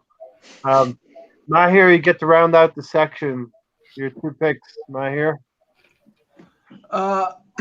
My two picks, Chamak, and I'm gonna have to go with Yaya Sanogo. This honorable mentions, I'm gonna have to go with Bentner, and somebody that hasn't been mentioned just yet, Joel Campbell. Wow, yeah. Like And Yaya Sanogo. Okay. It's also a player with there's also a player we signed from Japan. I think his name was Ryo Miyachi, I think. Yeah, Yeah. Miyachi. Yeah, good one. That's also a good one. All right. Such as what we did last week. Who's your coach, Stan? The coach? Yeah, the coach. Yeah. Unai Emery. Bruce I Rea. mean, he can train this motley lot, see what he can get out of them. Wow, what a fucking mess that would be. I try not to curse too much, but you got me there. Mahir, your coach. Good evening. Good Rowan. evening. Yep. Yeah, it's gotta be this guy, right? Yeah. Tony. This guy. I'm with these guys. Unai Emery. Glenn. It Sorry. has to be him. There's a time we never used to score goals, so you can imagine Emery actually coaching that team with Sanogo and Sharma. Oh God. Tony, did you say Emery as well? I said Freddie. Freddie Lundberg. Yeah. No. Yeah. Really worse than Unai Emery. Wow, man. No. That's harsh, Tony. I like Tony. Keep it real. We need that here, right? Keep it real. Emery makes it for everyone. Emery's That's like saying Piers Morgan is worse than Hitler. That's a bit strong. Here's your worst 11. You ready? Almunia in goal. Wait for the sticker to come through here. Almunia in goal. I forget even who we did now. Santos, Squillace, Stepanov, Pennant. I feel like I missed someone. Frimpong, Inamoto, Gervinho, Shimak, Sonogo, and Emery. I think I've got 10 in there, right, Rowan? No. You didn't mention Lichtsteiner. Lichtsteiner. I didn't mention him. Okay, very good. That's the end of the worst section we'll ever do, right, Stan? Yeah. There were some names pulled out of the hat for that one, wasn't there? I promise you, we will do better content from here on in. This is as bad as it gets. Would this team, if they played this season, would they finish absolute rock bottom, like Yeah. worse than Norwich? Will they beat our under 17? I think so, right? No doubt. Yes. We will have 12,000 shots against us for the whole season. 6 of us can actually beat that team. Poor Almunia, his hair will be white, not bleached blonde, right? All right. Glenn, everyone else knows the rules. Glenn, I'm going to give you the rules for the next section. Just before I get into that, I want to make sure everything is correct. Everyone's camera hanging because we can keep on hanging. You're not coming through very well there on sound. I'm saying you guys camera hanging because when Stan's talking, he hangs a bit and then goes off. Okay. Say that one more time. I was saying, When Stan's talking, it comes in and out. yeah. So I'm saying, let me just get off for 1 minute and then come back. Yeah, absolutely. Okay, cool. Okay. Well, as we give Glenn a moment, we'll go through the rules here. These 4 veterans know all about it. Yes, Rowan? Yeah, so I mean, because the rules were gonna be for Glenn, so I thought we were gonna wait for him, and I was just gonna fill in at that point with one story about the Lord, Nicholas Bentner, on the Lord's Day. Is it like So this guy, this this guy, basically, I mean, he wasn't this bad that he'll get chosen into like the worst 11. But a funny story about him that I read was that the team has a team psychologist, right? And they did a test on all the players to see their mental strength and what their thought process is and stuff. And he scored the highest on any player. Like he was like 11 on 10 sort of a thing. So if he missed a chance, he genuinely did not believe or think that it was his fault that he missed it. Yeah, that was Nicholas. This is like this is proved exactly. Like the confidence that this guy had was more than what Cristiano Ronaldo has. And you know what, Mayer? They say top sportsmen need that mentality to feel that they're best, even if they're not the best. You know what I mean? We've Somebody seen that in Formula One as well. Like Ibrahimovic. Yeah. Like Ibrahimovic. Yeah, he was shit, Ibrahimovic. How are we doing on sound, Glenn? It's better now. It's better now. Okay. Okay, the other four know the rules. Here's the rules. We're going to do an anagram quiz. It's Premier League grounds. There's 20 Premier League grounds, so it makes it a little bit easier for those who have been doing their homework and coming up with a plan. When you have written it down on your notepad, put your pen up like this so I know if you're first, second, third, fourth, or fifth. Okay? Got you. Okay.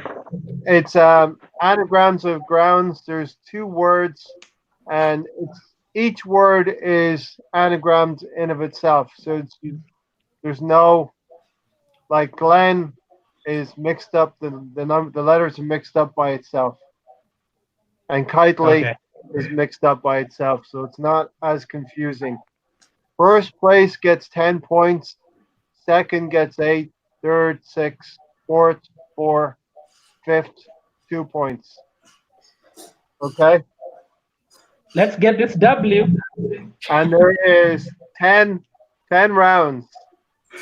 I like that confidence. I like that. Let's get this W. Everyone ready? Mm-hmm. It's a little bit of fun. And Glenn, I want to know what the pressure was like at the end of this. Okay. Ready? Considering I didn't do any research, let's go. Yeah. There's 20 grounds in the Premier League. These are 10 of them. 3, Okay. 2, 3, 2, 1, go.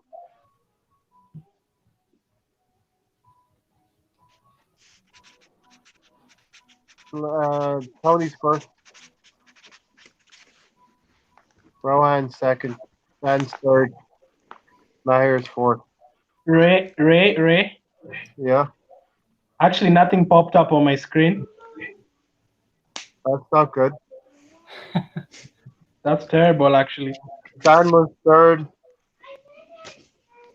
That is not good. Mahir was fourth, and so you didn't see the ticker at the bottom? Yeah, it's still showing Premier League grounds anagram. Oh, that's not good. Oh. Sorry to hold you guys again. I don't know how to rectify. I don't know how to rectify that.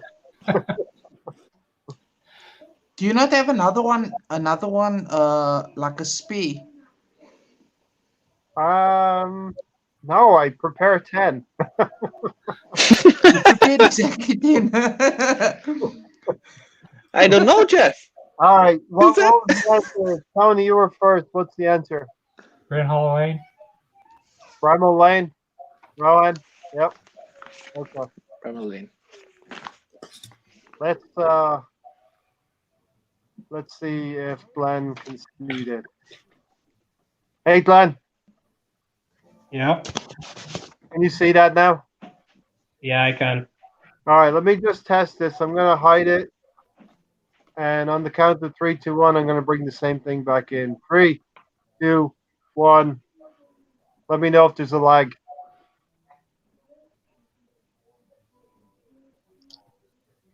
You see it? No.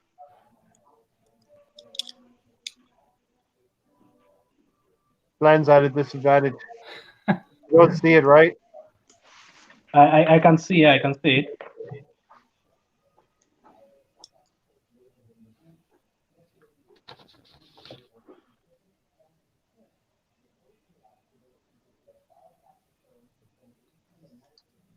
I think what we can do, Ray, what we can do is We can give him we can give Glenn the advantage.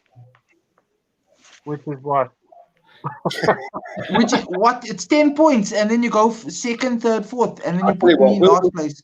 We'll all just play along, and at the end, we'll just give Glenn one of them participation medals. Stan, you cruel. Well, here I feel bad, but you know, if it works for 4 people, we have to keep moving.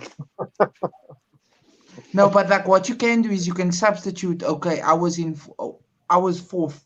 You can put him in fourth, put me in fifth, or Well, okay. I put mean, him that's somewhere really, in between the as three, the co-host, the 5 of us. that's You a really understand what I'm nice, saying? really nice gesture as the co-host, but you know, No, it I is know. what it, I it look. is what it is. I want him to also experience this because we've had a bloody good time for two. Yeah, we've had a Tony, bloody good time for two of them. good So job, now we've Tony. got a new contestant in. He's in the chat box saying, "Look, I'll play here. I'm pissed. I love Brown." Okay, Glenn. Okay. Nice one. Jeez. You're at a slight disadvantage without the count. Get quickly on the keyboard, Glenn. Ready for the second one. 3, 2, 1.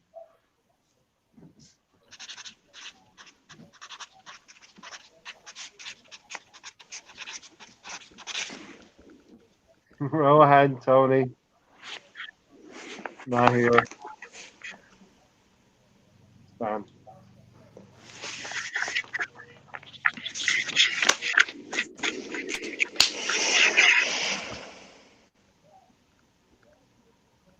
Ryan, I know it's going to be tough on you. Well,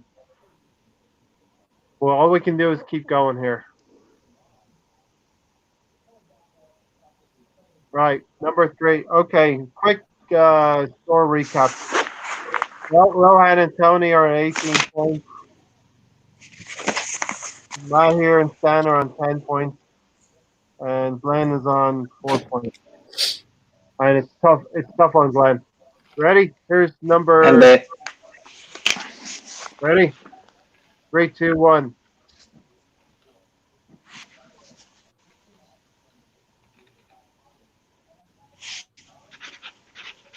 Tony. Keep your pen up, Tony. Wow. The other 3 are struggling. Come on, Glenn. Steal the second.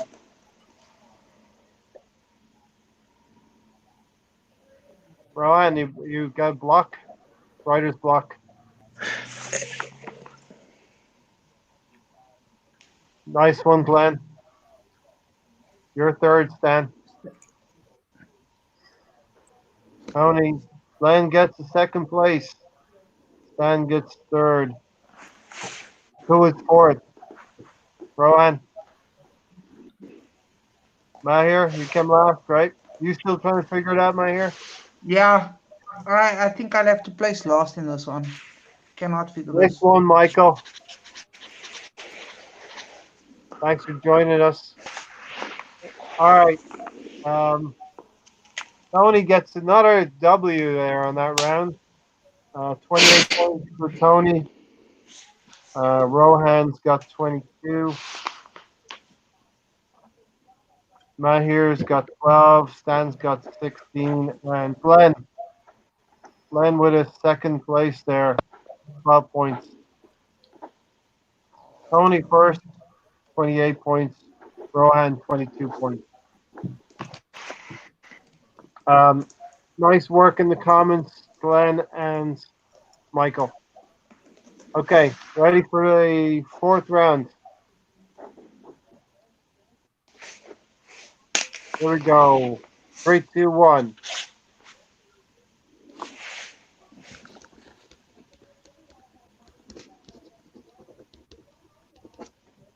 Mahir is first. Keep your pen up. Steal it, Glenn.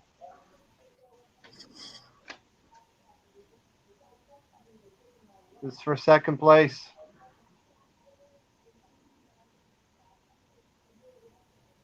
Not easy looking at the screen and the comments. Rohan. Second place, Rohan. Nice win, Mahir, on this round. Dan. Glenn, come on, Glenn. There's 6 points up for grabs.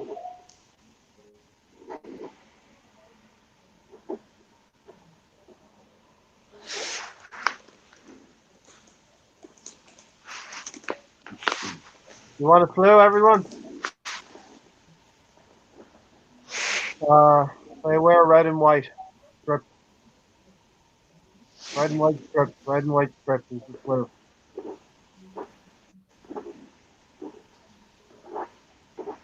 They are a South Coast club.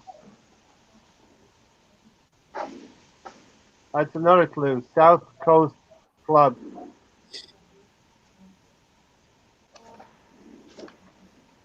Their rivals are Portsmouth. That's the funniest clue that you can get. The rivals of Portsmouth. Dan, come on. I Yeah, got it. I know the team, but I don't know what the name of the ground is. Okay. Glenn got in first, then Tony. And that's fine. I don't know what the pressure is like, Stan. I've never played this game. It actually, do you know, Stan? You know what's funny? If you say this name, if you say it, St. I Mary's. mean, yeah, St. Mary's. I know what it is now. It's in the chat box.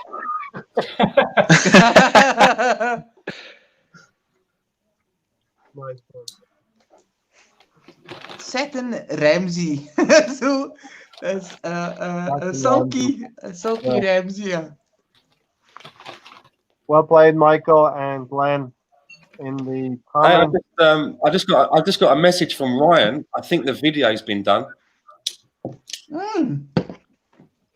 What do you mean done? No, it can't be done. The video, you know. Yeah, it can be done though. We all sent our videos. I didn't send one yet.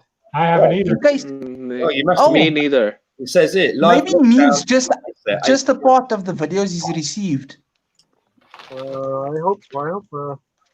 Well, whatever. We'll carry on. Quick score recap. Michael and Glenn, you're doing well in the comments. Glenn is part of the competition. Okay, leader is Tony on 32 points. Rohan is close on 30. Mahir on 22. Stan and Glenn on 18. Now, there's 5 people playing, so a win can shoot you up. So don't worry about it, Stan. You're not out of it yet. Here's number 5. 3, 2, 1, go. Got to write it down first. Tony's up first.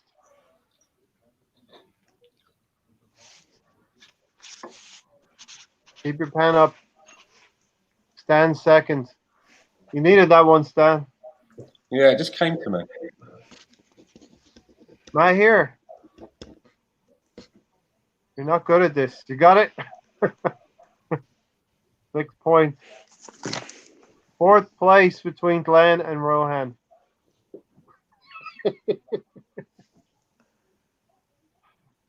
Michael and Glenn got it. You don't need to worry anymore, Rohan. Villa Park. Let's see, Tony. Let's see your answers closer. Okay. Tony's on 42 points. Mahir's on 28. Stan's on 26. Wow, Tony, you're playing well. Rohan 32. Glenn on 22.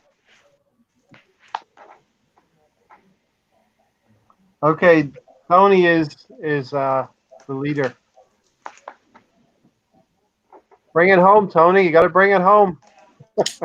Going into the second half here. Don't do an Arsenal. Rohan, you're at 10 points behind Mahir, and Stan, you're not too far behind either. Glenn's at a disadvantage. Here we go. 3, 2, 1, number 6. Go.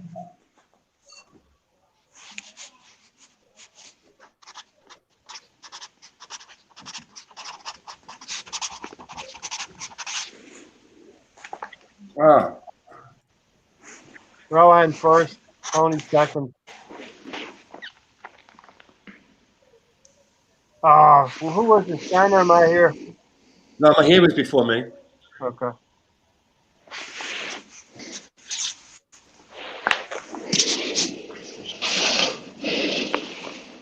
Let's see your answer, Rohan. Vicarage Road. Vicarage Road. Yeah. Okay. Nice one, Glenn. Nice one, Michael.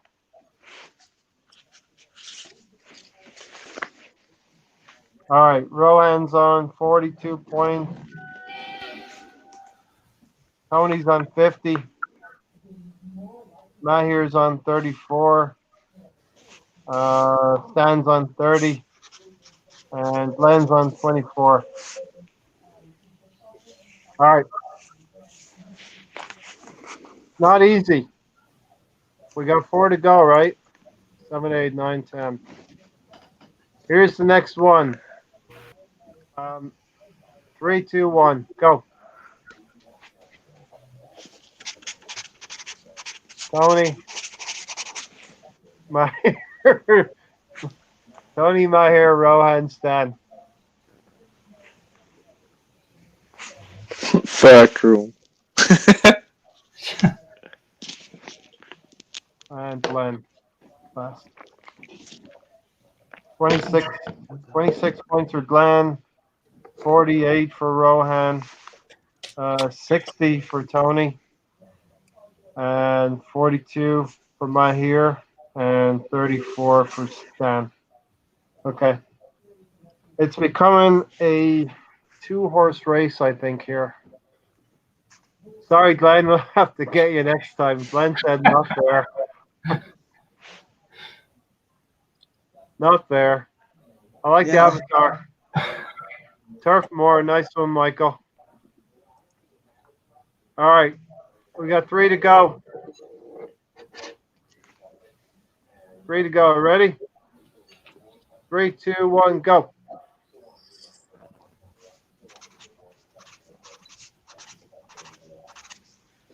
Rohan's first. Mahir's second.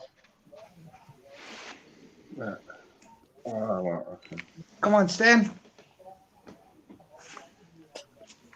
Come on, Stan. Yeah. Glenn, get in there, Glenn. Glenn's third. Stan, 4. Right, you got it, Stan. And Tony. Tony, that was a bad one. Big up London Old School. Thanks for joining us. With us from the start, King Power. Hey, if you caught us late, roll back and try some of the other 7 anagrams. Okay. This is gonna change things here. 62 points for Tony, 58 for Rohan. 50 points, Mahir, coming into it, Mahir. 38, Stan, and 32 for Glenn. We're going to cut Glenn a break because he's at a disadvantage. Nice one, London Old School. Thanks for joining us. London Old School. 2 to go. Ready? We got 62 points on Tony and 58 on Rohan. 3, 2, 1, go.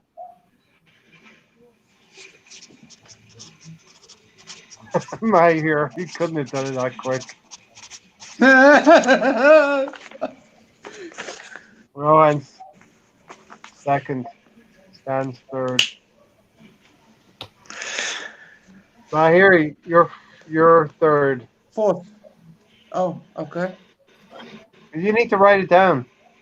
No, I think it's done. Yeah. Yeah, man, guys. Stan got second. Rohan, Mahir's third. Tony, are you still in it? Did you get it? Yeah. This is what's with the fart theme, like. Modswat. Pijad. Okay, The Rohan. favorite musician. What was your answer, Rohan? Stamford Bridge. All right. Mahir, you have to write it down first. No, I was definitely not first. There we go. There's your Nice your one. first, Stan. your second. Yeah, but don't put your pen up after 1 second. You need to write it down. Sorry, I was writing it down. I didn't. Maybe I don't know. His pen was like. Yeah, I was writing it down. Maybe I don't know, guys. Yeah. All right, 68 points, Rohan. 66, Tony. Woo-hoo-hoo, down to the last. Nail biter. 56, Down to the Mahir. last. Stan gets a good second for 46 points. And Blends on 34. All right, so Rohan is 68. Tony is 66. Mahir is 56. So I think it's the two guys on the bottom here. Clutch.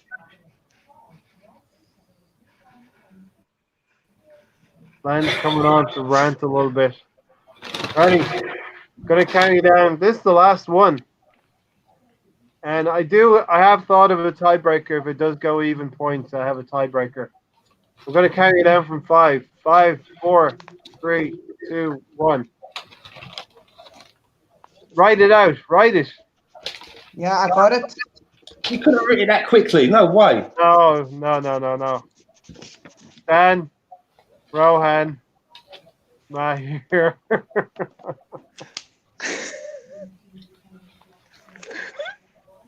Mahir's third. Tony, I'm giving you fourth. I had it written down before pre-show.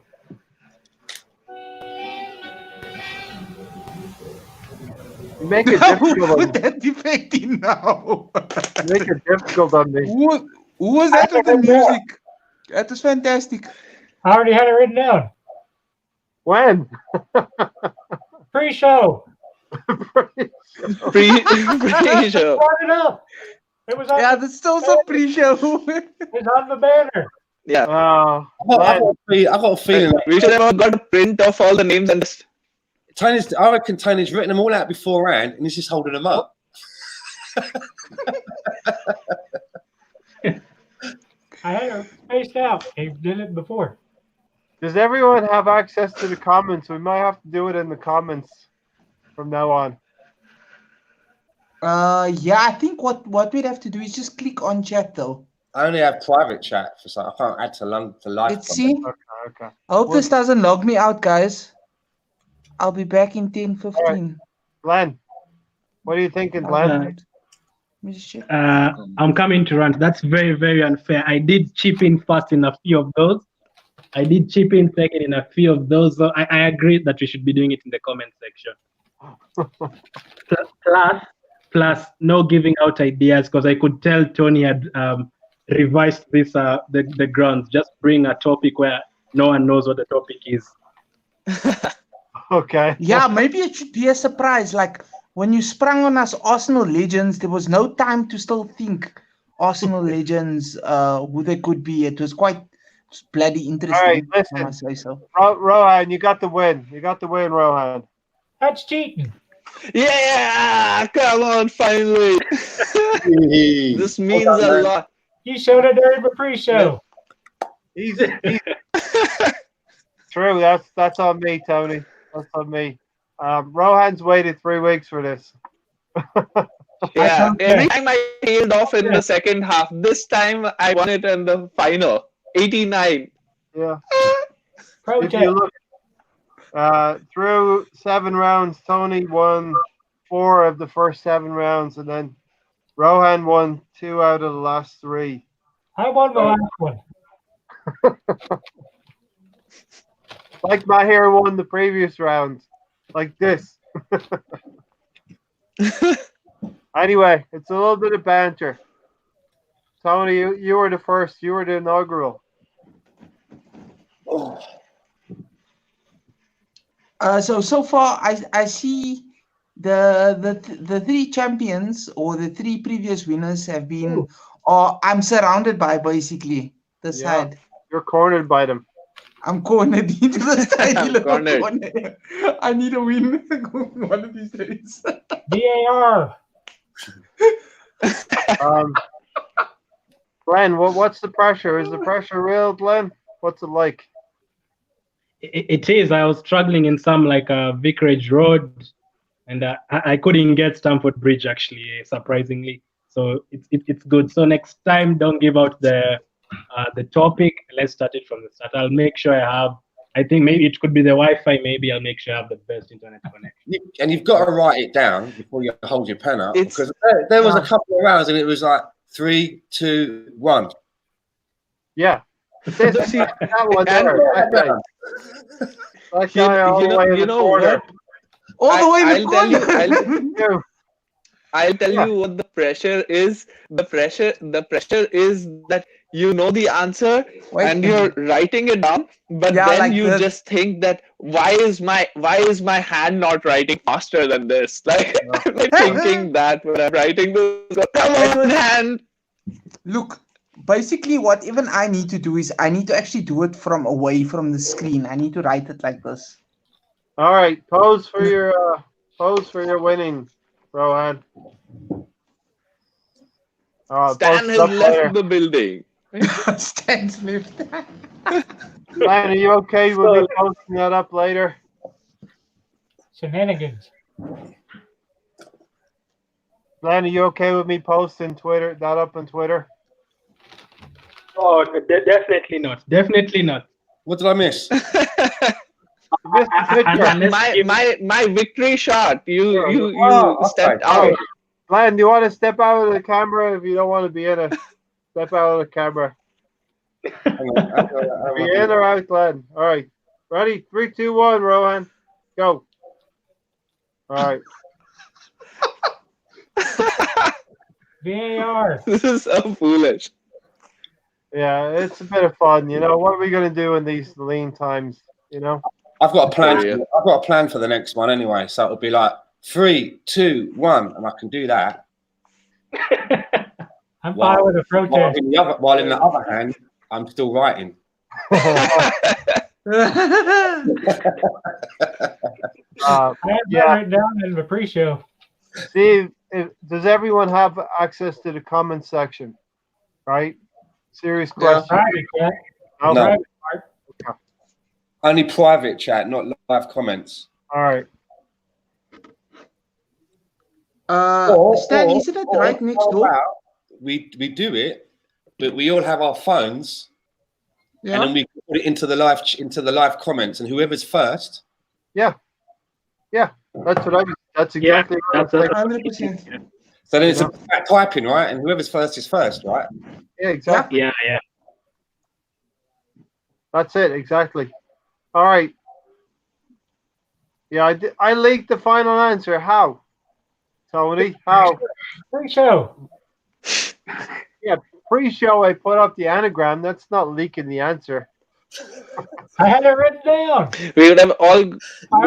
Then we have to play it like bingo, right? We get a cheat sheet of all the answers, and we strike out when we understand which one it is. So to everyone watching on playback on private chat, Tony is lodging a protest. Stewart's inquiry. VAR. This is like the VAR moment where I have to wait and look at the screen. Yeah. You're taking the fun out of the game, lads. Hold on, I'm just hearing from Stockley Park. I don't know, Jack. We got Mike Dean. We got Mike Dean making a decision here. Mike Dean second away from Rohan. All right. Let's get off this section. We'll get out of here pretty soon. It's been 2 hours. Any final thoughts? Mahir, start it off. Final thoughts. No, I mean, we have a good time as per usual. It's lovely that we have this banter and we have this brotherhood of us, all supporting the same club. And we do love our subscribers as well and do appreciate everything. and just hope that they keep safe during all this time and don't do anything stupid, and that their families are safe. Much love. Yeah. Tony? Besides filing my protest, Besides filing your protest. I have a postal workers in the U.S. that they're still not increased. They're going to cut their spending on that, and that's with. Hold on. Yeah, I think you're right, Tony. We need to be cognizant of everyone that services the community, and the postal workers are a big part of that as well. And they've had 300 of them die so far, and they're trying to get to the mail-in ballots, and they'll be needed if they go to mail-in ballots for elections. So spare a thought for those people who are, we get the bills in the mail, but someone has to do it. We're not happy to see the bills in the mail, but they come, Glenn, any final words? I know it was tough for you today in the anagram section. Yeah, first I want to give props to Stan for that joke, Lichsteiner joke of a Japanese soldier holding up a rifle. That was brilliant. At 45 minutes. Exactly. Second, I want to wish everyone a happy Easter. And I really do hope we don't get Smalling at Arsenal, period. He would be a small upgrade on Mikkel Silvestre, Rohan. Oh man. No words. No final words. No, so okay. So final words from me. It's great being on as usual. You just overcome happy with Easter emotion of winning. Right. I would like to thank my parents and my dog and the rest of my family, all my friends who trusted me. It's all like this I knew moment. I could do it. I knew I could do it. So I'm happy that I've done it finally. I'm the winner. Everything in life has led you to this point, Rohan.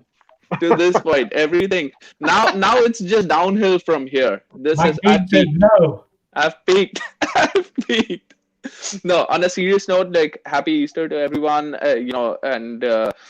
Stay safe, everyone. This. I really love being here and chatting to the Arsenal family here, because it sort of takes your mind away from from what's happening outside. When you're doing these anagrams and when you're actually thinking of these, that is one time when you're absolutely not thinking of anything else, and that's great. So props to you, Ray, for putting this all together. And I enjoy the thought process that everybody puts in to select their 11, etc. And yeah, it's great. Yeah, thanks for those words, Rohan. Stan, final words, final thoughts. You got to watch this guy. He knows it. We all know it. That pen goes up far too quickly for my liking. But happy Easter to everyone. Yeah. Thanks all for coming in and joining us. And just wherever you are, whatever the guidelines are that you're being told by your governments or what have you, just make sure you follow those guidelines and hopefully stay safe. And we'll see you all back next week. Yeah, and if in some cases you actually don't think the guidelines are strong enough for you, by all means, use your common sense. If your government's telling you something you don't actually believe in, then follow what's inside of you and do that. I want to wish everyone a happy Christmas. I want to thank Stan. Christmas. Christmas. Happy Easter. Whew, time flown. Stan, you couldn't just let it go.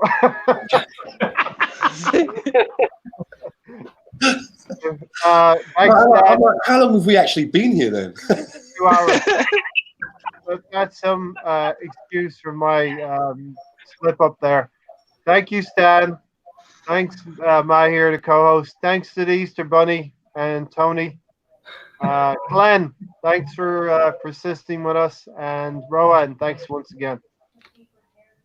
Happy Easter, everyone. Let's get out of here. This is the part where I usually talk too much, so I'm not going to do that anymore. Come on, you Gunners. Up the Arsenal. Stay safe, everyone.